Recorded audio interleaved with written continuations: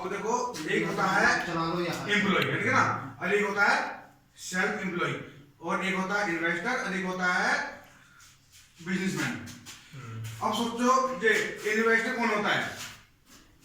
Investor वो होता है जैसे कि हमने कोई भी चीज है, मान लो प्रॉपर्टी पड़ी सामने, मान लो हमें लगता है कि 2 साल में 5 साल में ये डबल हो जाएगी, ठीक है ना, तो हम क्या करते हैं उसको, मान लो इसकी कीमत मान लो 20 लाख मान लो, 5 लाख मान लो, तो सबसे पहले क्या है उसे खरीदने के लिए हमें पैसा हो, हमें पता है क्या 2 साल में 5 साल में उसका ये 10 लाख हो जाए, लेकिन सबसे पहले क्या है हमें उस खरीदने के लिए पैसा हो, और इन्वेस्ट करने का हमारा कैपेसिटी तो होनी चाहिए हमारे अंदर कि हम इन्वेस्ट करते हैं, ठीक है ना। तो लेकिन क्या है हम लोग क्या करें, यहाँ से अलग निकल जाते हैं, हमसे कर नहीं पाते, ठीक है ना। उसके बाद एक होता है बिजनेसमैन। बिजनेसमैन कौन होता है?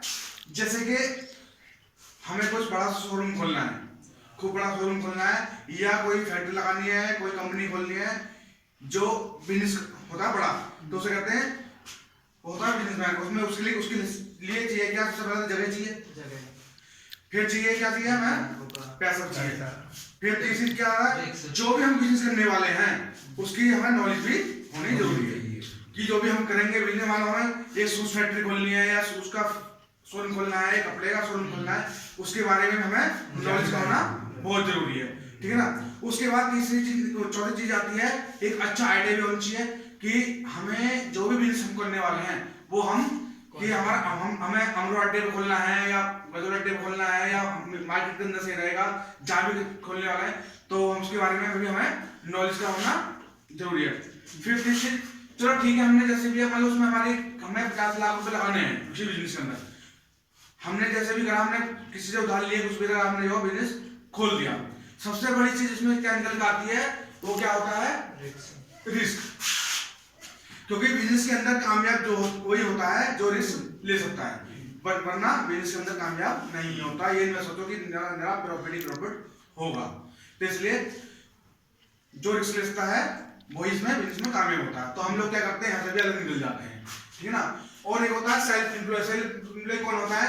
जैसे कि इन्होंने विक्रम भाषा ने अपनी दुकान खोल रखी है छोटी सी, वो किसी की नौकरी नहीं कर रहे फिलहाल, है नहीं, जो एक छोटी सी कोई सब्जी बेच रहा है, चाय को परचून दुकान लेकर बैठा है, ये छोटी जो भी छोटा मोटा काम अपना कर लेता है, ठेला लगा रहा है, वो क्या है, वो सेल्फ एम्प्लॉय होता है, यानी कि खुद का मालिक होता है, खुद ही करता है वो, चाहे इसमें 10 कमाए, चाहे 100 कमाए, चाहे 50 कमाए, ठीक है ना, चाहे 1000 कमाए।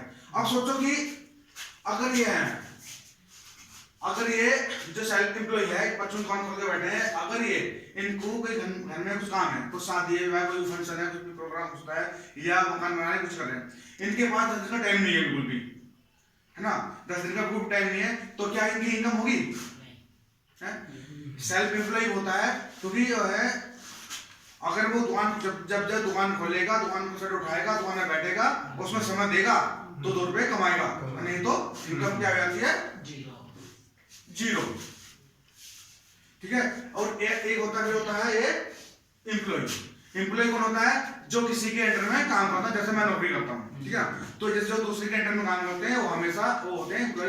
नौकरी सरकारी हो चाहे प्राइवेट हो या सरकारी हो, जो दूसरे अंडर में काम करते हैं वो एम्प्लॉय होते हैं।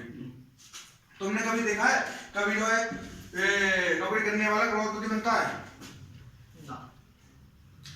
नौकरी क्या है, भूखा मरने देती नहीं है और आगे बढ़ने देती नहीं है, बाकी उसका काम चलता रहता है, बस यही जिंदगी भर यही लगा रहता है। बड़ा बनना कोई मुश्किल बात भी नहीं है, लेकिन टाइम पे बड़ा बनना बहुत बड़ी बात है। अब सोचो कि कोई नौकरी जो कर रहा है, अगर उसको 50 साल की उम्र में या 60 साल की उम्र में एक गाड़ी ले भी ली, नौकरी करते नौकरी ले भी ली, क्या वो क्या कर पाएगा? उसको जब 60 साल का हो गया क्या करेगा? फिर मंदिर जाएगा या मस्जिद जाएगा, मंदिर या मस्जिद बस यही लगाना है उसका, बाकी उसको कोई भी अपना वो एंजॉय नहीं कर सकता, है ना। उस पैसे का मान लो उसकी वो यूज करेगी, बाकी वो किसी भी उसका वो अपने ऊपर नहीं यूज कर सकता। और बल्कि ये और हो जाता है बाद में चल के, उसी जो पैसा बचाता है ना वो खुद के ऊपर ही लगना शुरू हो जाता है, क्योंकि ये लोग हमेशा यानी कि एक्टिव इनकम करते हैं, ठीक है ना। एक्टिव इनकम जो वही होती है जब हम बिल्कुल सही है, हम कंप्लीट होंगे, अपनी दुकान पे जाऊंगा, दुकान को सेट उठाऊंगा, दुकान में बैठूंगा, और पैसा आएगा। ऐसे ही जॉब है, जॉब में भी नहीं होता है, जब तक वो ड्यूटी जाएगा तो पैसा आएगा और नहीं तो नहीं आएगा, ठीक है। और ये लोग क्या करते हैं हमेशा पैसिव, ठीक है ना, पैसिव इनकम करते हैं। पैसिव इनकम क्या होती है, जैसे कि हम काम करें तो भी पैसा है और ना करें तो भी पैसा है। अब सोचो कि तुम्हारे घर में भाई महीने में कोलगेट कितना यूज होता होगा, 100 रुपए का, 200 रुपए का, है ना। लेकिन आपको पता है चाय कितनी यूज होती है, 100 रुपए की, 50 रुपए की बस चाय। अब तुम्हें लगता है कंपनी वाला आपसे कितने पैसे कमा लेता है जो तुम्हारे घर पे माल दे रहा है, 10 रुपए, 2 रुपए, 5 रुपए, इससे ज्यादा वो कंपनी वाला नहीं कमाता। लेकिन वही पैसा अगर 1 करोड़ घर से आए तो कितना हुआ। इनकी सफलता का राज यही होता है कि कहते हैं ना कि किसी भी चीज का टिकट साइज छोटा हो, है ना, प्रॉफिट कम हो, मार्जिन कम हो, लेकिन क्या है जो पैसा है वो नेटवर्क के थ्रू आना चाहिए। कि नेटवर्क की पावर क्या बताती है कि मुझे एक आदमी से 100 रुपए नहीं कमाने, कि एक आदमी से 100 रुपए कभी मत कमाओ, है ना, 100 एक आदमी से 1 रुपए कमा लो, लेकिन वो नेटवर्क के थ्रू आना चाहिए पैसा, वो पैसा नेटवर्क के थ्रू आना चाहिए। और इसी ऐसे ही आपने देखा होगा कुछ समय पहले 2017 में जियो आया, है ना, 2017 में जियो आया। मैं तारीफ करता हूँ मुकेश अंबानी जी की कि उन्होंने अपना इसका टेलीकॉम का बिजनेस बढ़ा दिया अपनी कंपनी का, क्योंकि अब सोचो उन्होंने पहले 6 महीने फ्री दिया, 6 महीने फ्री दिया और उसके बाद 1 साल फ्री दिया, और आपको लगता है उसने कुछ पैसा कमाया उसमें से।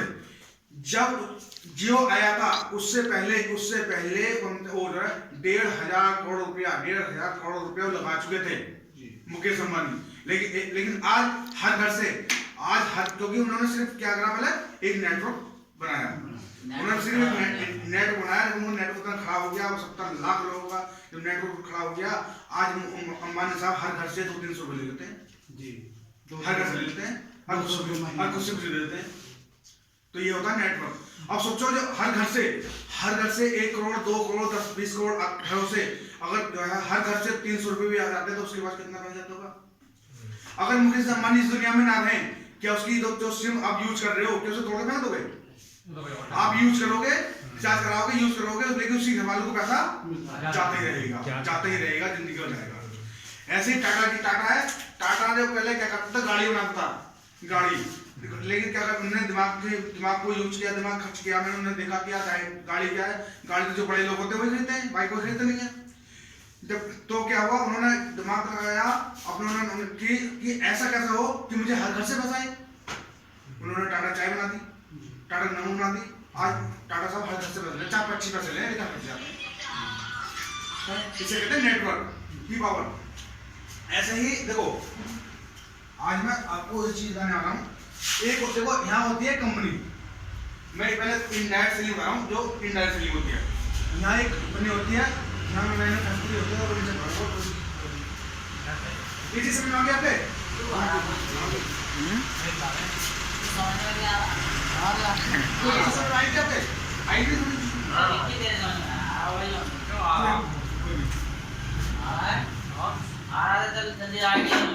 तो ये देखो, ये होती है कंपनी, है ना, यहाँ मैन्युफैक्चरिंग होती है, सामान बनता है, और ये होता है कस्टमर, ठीक है। कस्टमर का नाम ही है, नाम ही क्यों रखा है, कस्टमर, है नहीं, कस्टमर, उसका नाम कस्टमर रखा है, के क्योंकि पैसा हमेशा हमारी जेब से ही जाता है, लेकिन रईस कौन बनता है, वो लोग। तो यहाँ मैन्युफैक्चर होती है। आप सोचो कि यहाँ पे हमारी एक बोतल है, 1 रुपये 80 पैसे की बनकर तैयार हुई, है ना, और हमें आते आते 15 रुपए की मिलती है पेप्सी की। क्यों मिलती है 15 रुपए की? क्योंकि इसके बीच में बहुत सारे लोग आते हैं, डिस्ट्रीब्यूटर वगैरह, ट्रांसपोर्ट वगैरह आते हैं। कोई 1 रुपये लेता है, कोई 50 पैसे मार्जिन लेके ये आगे को बढ़ता चला जाता है। लेकिन इसके पास पैसा कितना जाता है, टोटल 40%। 60% पैसा कहाँ जाता है, वो सबसे बड़ी चीज इसमें से और चीज और निकल आती है, वो क्या होता है, ऐड। 60% पैसा ऐड में चला जाता है। जब आती है ना एफआईआर आती है, कहती है मेरे गोरे पेन का राज क्या है, लक्स। जब उसे नहाती है वो, अगर उसका डॉगी भी होगा, अगर उसका डॉगी भी होगा तो कम से कम 1000 रुपए का सामान उसको नहाने का होगा। जो इनके तो कुत्तों के शौक भी 2-2 लाख 3-3 लाख खर्चे होते हैं इनके तो। ऐसे अमिताभ बच्चन आते हैं कि सदी के महानायक चले जाते हो, लेकिन वो 1 रुपए का बुढ़िया का ऐड करने आते हैं। तो मैं सोचता हूँ कि फिल्म करते हैं वो ऐड करने के 5-7 करोड़ रुपए जाते हैं एक ऐड बनाने के। और उसी ऐड को अगर तुम्हें दे दी जाए तो तुम्हें 1 लाख में 2 लाख 10 लाख उसे ऐड कर दोगे, लेकिन कंपनी तुमसे कराएगी क्यों नहीं कराएगी? क्यों? क्योंकि हमारी कोई फेस वैल्यू नहीं है, हमें कोई जानता नहीं है, इसलिए वो हमसे नहीं कराएगी, उनसे कराएगी। वो एक्टर ना उसका ही काम कर रहा है। तो जितने फिल्मों से नहीं पैसे नहीं कमाते जितने के ये नेट से पैसे कमाते हैं ऐड से, ठीक है? ऐसा ही क्या होता है, देखो एक ये होती है इनडायरेक्ट सेलिंग, ठीक है ना? इनडायरेक्ट सेलिंग का मतलब सुनो, हमारे इसमें बहुत सारे लोग बीच में आ जाते हैं, ठीक है ना? तो ऐसी हमारी कंपनी होती है, हमें मैन्युफैक्चरिंग होती है, सामान बनता है और हम अपनी आईडी लगाते हैं तो हम कंपनी की क्या बन जाते हैं, डिस्ट्रीब्यूटर। उसके बाद यहाँ से सीधा सामान आता है डीएलसीपी, ठीक है ना, ऑफिस पर, और ये है कस्टमर कौन है, हम। सीधा सामान बनेगा, जैसा सामान एक ऑफिस बना हुआ है, सीधा कंपनी से सीधा माल आता है, डायरेक्ट सीधा आता है, यानी बीच के जो लोग होते हैं हम इनको सबक खत्म कर देते हैं। कोई दलाल अब कंपनी क्या करती है, ये जो पैसा होता है 40% ये अपने पास रख लेती है, ये पैसा अपने पास रख लेती है, और ये 60 जो ऐड वाले जो पैसा होता है, ये पैसा ये हमें बिजनेस के द्वारा ये हमें वापस ले देती है, बिजनेस के थ्रू। क्योंकि ये पैसा मिलता है कैसे, कस्टमर को देती है ना वापस, ये वाला, ठीक है? यहाँ तक समझ में आया? ये होती है इनडायरेक्ट सेलिंग, ये होती है डायरेक्ट सेलिंग। क्योंकि हमारे बीच में कि जो लोग थे वो सारे हमने अलग हटा दिए, क्योंकि कंपनी कहती है कि मेरे लिए तो सलमान खान भी तुम और अमिताभ भी तुम, ऐश्वर्या राय भी तुम, क्योंकि मेरी कंपनी कहती है आपकी सफलता में हमारी सफलता है, जब आप सफल हो तो हम भी सफल हैं। कि जो पैसा मुझे उसको देना था वो पैसा हम तुम्हें देंगे। जैसे हमारी कंपनी का ऐड कौन कर रहा है, अब डायरेक्ट हमारी कंपनी का ऐड कौन कर रहा है, मेरी कंपनी का आप कर रहे हो, तो इसलिए कंपनी कहती है जो पैसा हमें ऐड पे देना था वही पैसा मैंने आपको दे दिया। अरे बिजनेस के थ्रू, अरे मैं आपको बताने वाला हूँ